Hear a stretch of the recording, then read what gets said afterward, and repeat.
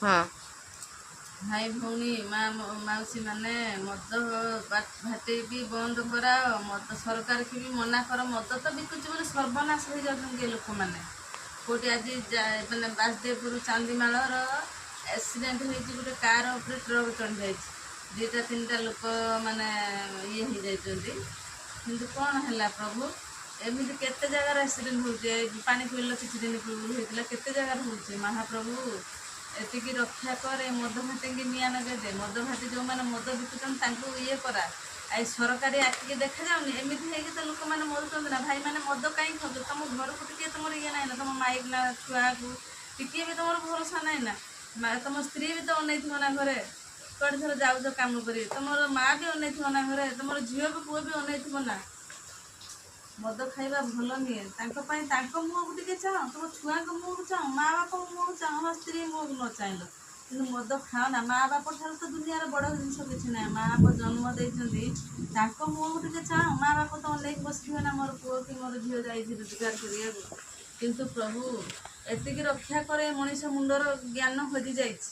ଏ ମଣିଷ ମୁଣ୍ଡର ଜ୍ଞାନ ସରିଯାଇଛି। ମଦ ଯେଉଁମାନେ ପିଉଛନ୍ତି ତାଙ୍କ ମୁଣ୍ଡର ଭଲ ବୁଦ୍ଧି ଦେ, ଭଲ ଜ୍ଞାନ ଦିଅ। ମହାପ୍ରଭୁ ଜଗନ୍ନାଥ ସାରା ସଂସାରକୁ ଟେକିଛ ନା, ତମେ ବି ତ କାନି ଆଙ୍ଗୁଳିରେ ଟେକିକି ରଖିଥିଲ ନା। ତାଙ୍କୁ ଜ୍ଞାନ ଦିଅ ମହାପ୍ରଭୁ। ଏ ମଣିଷଙ୍କୁ ଜ୍ଞାନ ଦିଅ, ମଦ ନ ଖାଆନ୍ତୁ। ଏମିତି ଚାରିଆଡ଼େ ଆକ୍ସିଡେଣ୍ଟ ହେଉଛି, ନ ହଉ।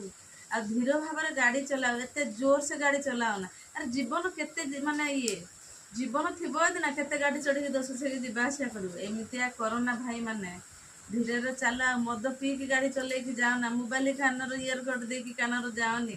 ଜୀବନ କେତେ କିମତ। ମା ବାପ ତମର ଅନେଇକି ଥିବେ ଘରେ, ତମର ଛୁଆ ଅନେଇକି ଥିବେ। ସ୍ତ୍ରୀ କଥା ସିନା ତମେ ଇଏ କରୁନ, ସ୍ତ୍ରୀ ବି ତ ଅନେଇଥିବ ନା, ମୋ ସ୍ୱାମୀ ଆସେ ବୋଲିକି।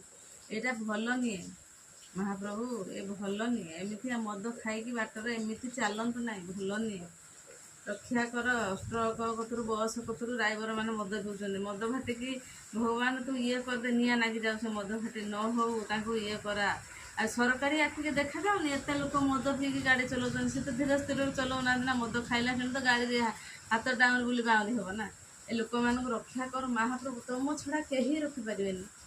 18 ଖଣ୍ଡ ରାମାୟଣ 18 ଯୁଦ୍ଧ ହେଇଥିଲା, 18 ଦିନ ଲଗେଇଥିଲ, କିନ୍ତୁ ବେଲଣାସନ କହିଥିଲା 18 ମିନିଟ୍ରେ ମୁଁ ସରେଇଦେବି। ଆପଣ ତାକୁ ମାଗି ନେଇଥିଲେ, ଯଦି ସିଏ 18 ମିନିଟ୍ରେ ସରେଇଦେବ, ମହାପ୍ରଭୁ ଭାବିଲେ ଯଦି ସିଏ 18 ମିନିଟ୍ରେ ରାମାୟଣ ସରେଇଦେବ ନା, ମହାଭାରତ ସରେଇଦେବ, ତାହେଲେ ମୋତେ କିଏ ମାନିବ? ଆପଣ ସେଇଆ ଭାବିକି ତାକୁ ବର ମାଗିନେଲେ ଯେ ଭଗବାନ ଆଉ ହେଉଛି ତମେ ମୋର 18 ଦିନର ଯୁଦ୍ଧକୁ ତମେ ଦେଖିବ। ମହାପ୍ରଭୁ ଯଦି ତମେ ସେତିକି କରିପାରୁଛ